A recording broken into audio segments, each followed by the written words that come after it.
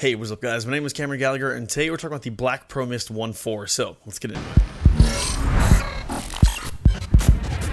So of course I think all of us are chasing that cinematic look and getting our films to look as more filmic as possible. It's a horrible way of saying it, but basically we want to get that true old school film look.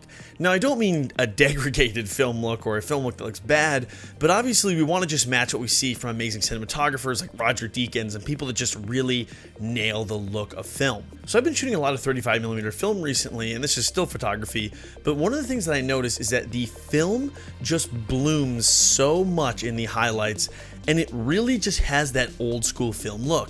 And if you go back to some of your favorite films that were shot on film, you can see that film just does something to the highlights.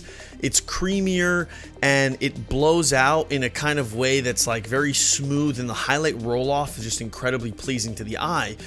And this is one of the biggest reasons why digital cameras just don't look as good as film when you're going for that film look. Obviously they're very sharp and clinical looking, but a lot of times we're not looking for that type of clinical perfect look. Now sometimes you are, if you're filming like a doctor's office video or a food commercial, maybe you want that look, but when you're shooting short films or music videos or stuff like that, you want it to have that kind of organic feel. Now the thing is that cameras are getting better and better and better. I mean, Canon just released the Canon R5, which shoots 8K. So the more detail that our cameras actually capture over time, just the more detail there is. And one of the biggest things, of course, that highlight roll off, and even cameras like the Ursa Mini Pro G2, which have incredible dynamic range and are close to like an Alexa, and even an Alexa, one of the easiest ways to make this look even that much more like film and to bloom those highlights is by using a Black Pro Mist filter. Now there are some other filters from some other companies. I think there's like a satin from someone, I don't know, there's a bunch of other filters, but basically these are a contrast filter, and what it does is it actually blooms the highlights by kind of like hazing over the entire image. Now you might be thinking, well, why would I want to haze over my whole image, and why would I want less contrast? Well, obviously less contrast lets you add more contrast later, which I prefer, and I feel like you just get less of that digital crushed look with something like the Black Pro Mist. So again, you're blooming the highlights, you're getting rid of those that like digital crushed edge, and it also kind of can help smooth skin tone. So let's say if you have maybe an older person or someone with bad skin, it can actually kind of help smooth that over a little bit. Now back in the day, they used to kind of do something similar to this where they rub Vaseline on the lens, and a lot of old like 50s and 60s movies did that, and it's not as common anymore because we use filters like the Black Pro Mist. So the Black Pro Mist comes in a ton of different sizes, of course, whatever lens mount that you need. Personally, my recommendation is going for the largest, like the 82mm, and then just stepping down to whatever lens you need. That way you don't have to keep buying it for different lenses depending. You can also buy a matte box version, so if you have a matte box, you can also do that. Now, there's a couple different options. There's 1.8, 1.4, 1.5, 1, I think there's even a 2.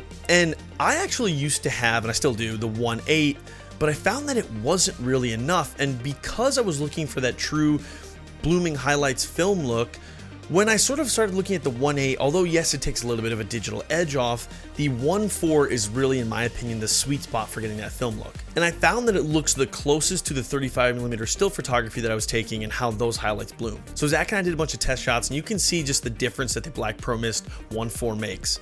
So without it, there's a lot more contrast, it looks more crushed, it's sharper, but it has a little more digital look to it. And when you put the filter on, you can tell there's a massive difference. The highlights bloom, just roll off really nicely. They seem smooth, very filmic. And also there's less contrast, our skin looks a little bit better, and you're sort of getting a little bit of detail back in the shadows almost in a weird way. And one of the things you have to keep in mind too is this does add not like a flare, but it does kind of, you know, with that blooming, it does bloom out, so it almost looks like it's a flare, like a bad lens flare. So you have to keep that in mind if you're shooting directly into a light, if you want that or not, and if you want that much spillage. Now I think that this type of filter is a huge must for anyone shooting on a cheaper camera in general. I was thinking on a high-end camera like we're shooting on the Ursa Mini Pro G2, but I do think if you're using something like a cheaper DSLR or something that maybe has a little more of that just digital edge to it, something like a Black Pro Mist 1.4 can make a huge difference. And I think it's like a cinematic secret in a way, because in my opinion, adding this onto a more traditional standard camera that maybe doesn't have the greatest dynamic range or the greatest colors, you're still adding a little more of like a perceived dynamic range because there's less contrast in the image. And again, with those blooming highlights, it just feels more natural. It's going to take that digital edge off. So I would say if you're running with a cheaper camera or something that maybe doesn't have the greatest dynamic range, I would say try adding this, and I do do think it's going to make a big difference in the actual overall look. Like I said, it makes a huge difference on the look of our cameras, and I just feel like it would help take that digital edge off any camera. So this guy runs around $85 to $100 depending on the size and the amount, but I would say that's a pretty good price. Now granted, it's not the cheapest thing in the world. Obviously there's cheaper filters out there, but again, you're getting a quality filter from Tiffin. I mean, Tiffin's a great company, they've been around for a long time. It's not degrading the quality of the actual image. It is keeping that in contact, but it's also, again, making that kind of smooth out, no contrast look. So I would say it's definitely a must for anyone's filmmaking arsenal, especially if you're doing things like films or music videos or stuff like that, where it's a little more filmic and a little less cookie cutter and corporate. So if you guys didn't know, we use affiliate links on this channel, and this is one thing we want to talk about. So we actually never get paid to do a review on anything. Like Tiffin did not send us this filter at all. And even if they did, we don't ever get paid for the stuff we are sent. So one of the ways that you can actually help out the channel is by using the affiliate links in the description below. Now, it doesn't actually charge you anything, but what it does is we get a small percentage because it's like, hey, they got it from this person. So if you do want to pick up the Black Pro Mist 1.4, 1.8, or any of them, be sure to use those links down in the description below. It's going to help us out big time and let us get some more stuff on the channel and keep pushing and doing more things. So anyway guys, thanks for watching. Be sure to like, comment, subscribe, and I'll catch you guys later.